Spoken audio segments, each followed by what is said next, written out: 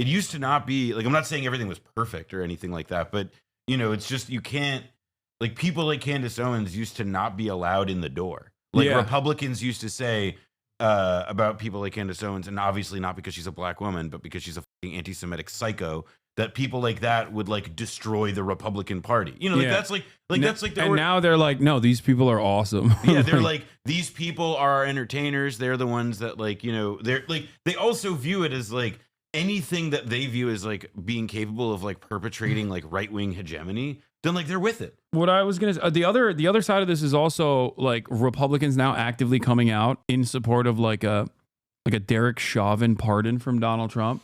Like Ben Shapiro is supposed to be the normal Republican. All right, but this is a great example, though. I think, I forget if I didn't say this on your stream, but I had this conversation with somebody recently, which is that like Ben Shapiro is doing the Derek Chauvin thing because if I'm not mistaken, he was among the first right-wing people to criticize him and to say that it wasn't proper and so on. So if anything, what Ben Shapiro is doing with Derek Chauvin by being the first one to demand that he get a pardon is to like clear up his SEO problem, which shows that if you Google Derek Chauvin, Ben Shapiro, up until he demanded this pardon, one person it would have come up to say this guy has issues. Yeah, Matt Walsh too. I hate, by the way, I hate looking at a yarmulke on his head when he's about to just be like, we need to let a murderer who kills black people, like we need, like, it's just so you're actually, that's a really good point, because I was gonna bring that up as well as a transition away from that, but I think you're right, it is more nefarious than that. It's more, it's weirdly enough more cynical than that, because I thought this is more so about a change in attitude amongst like Republicans, where initially they were also like, yeah, this is not us. they're like, oh, this is horrifying, this is not us, when the George Floyd murder happened. And then since then, by the way, also 57,000 views for this video. God damn, what a fall off. Must be studied. Asmongold on top. Holy moly, that is pretty crazy.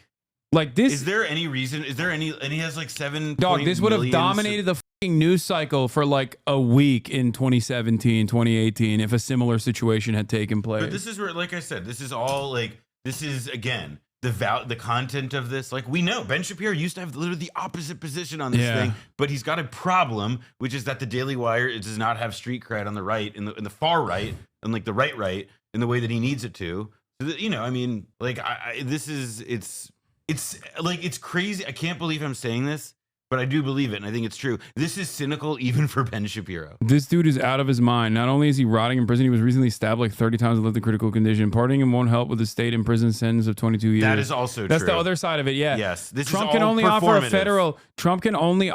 federal pardon. Derek Chauvin probably wants to stay in federal prison. He doesn't want to go to state prison. You don't want that. You don't want that smoke. So it is crazy how much he's fallen off, but I think part of that is because of the regressive nature of like political commentary as well. I think people on the right especially are more desperate for, like, they have more appetite for someone who just goes, yeah, that's based, than someone like Ben Shapiro, who will at least entertain an argument, who will try to craft an intelligent argument, even if he's not intelligent.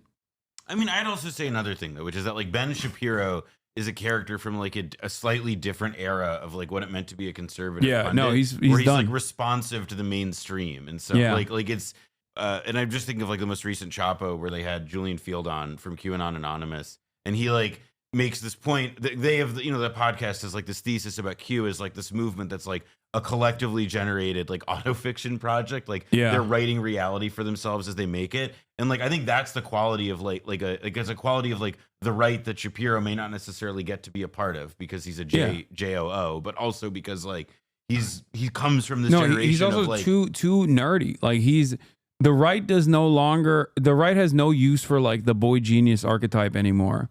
Like I think it's over.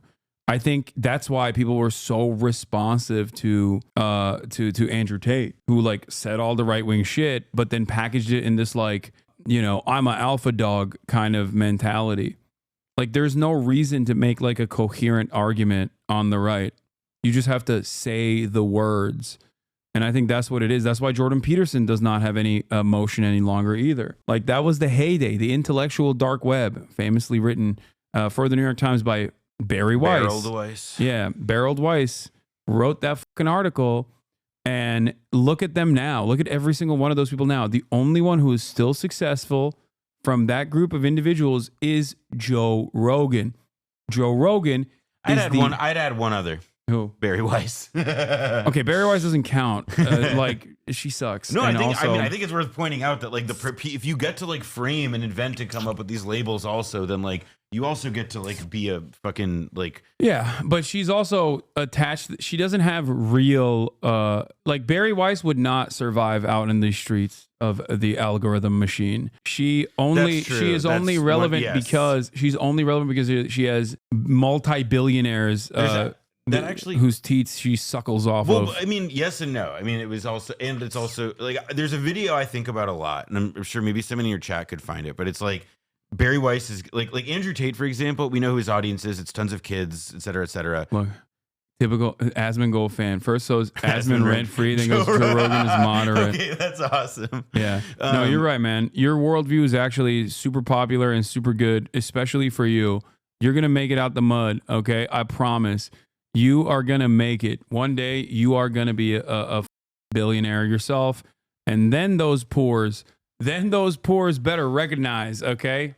Markets don't matter in short term. Markets are forward looking. This is true, actually. Idiots don't understand market mechanics. He's making a really important point about markets, all right? If the markets go down, it's short term, and that is an opportunity to buy. Why? Because if the number goes down, they've already priced in that it's going to be going up in the future. This is not investment advice. This is life advice. Yeah. Apolitical hat is back on, by the way. Demonic behemoth. I hope you can develop a better taste for me now. You know. The one thing about Bari, like Andrew Tate's audience, it's all kids, all this. You know, it's young, it's dynamic, whatever. I saw this video of Bari Weiss. She's giving a speech. She's doing her like spiel or whatever. But then the camera angle shifts and the camera pans or whatever, and you go out into the audience. And what is the audience? Gray hair, white hair, as far as the eye can see.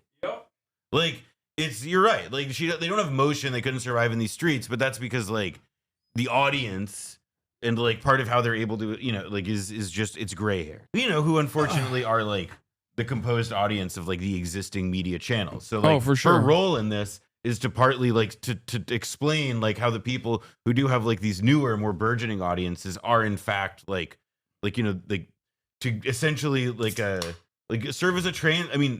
serve as a translator of sorts, or to be one of these like bridge media figures. Like Batya Ungar Sargon is like this too, who is like part of her like RAG. Like they both like serve as this process for explaining how these other people types work to old people. Yeah, exactly. But obviously filtering it with their incredibly biased perspectives. Oh my God. Guys, it brings me no pleasure, but 2025 is over. It seems that the director streaming Snow White project produced by the Daily Wire is canceled. Brett Cooper playing the princess has left the Daily Wire. When I heard about all the awfulness that was happening in 2024 and then all the awfulness that has happened in 2025 so far, I kept taking a deep breath and thinking to myself, well, at least there is a director streaming Snow White project produced by the Daily Wire starring Brett Cooper as Snow White. Finally, we will have a Snow White that is actually white, because woke has ruined it. It's turned into Snow Black, maybe even Snow Asian. But no more Snow White is what I kept saying to myself and others. They kicked me out of the Walmart because I kept approaching people with a microphone and a phone, putting the camera directly to their face for my TikToks. Why Snow Asian but no Snow White, I said. It's always Snow Woke, I said. And the people kept saying, get away from me. They didn't understand it. But this community understood it. But now, society has taken that away from us. Snow White will never be white again. And also, I am no longer allowed to go to Walmarts in the California, Los Angeles area, but that's okay.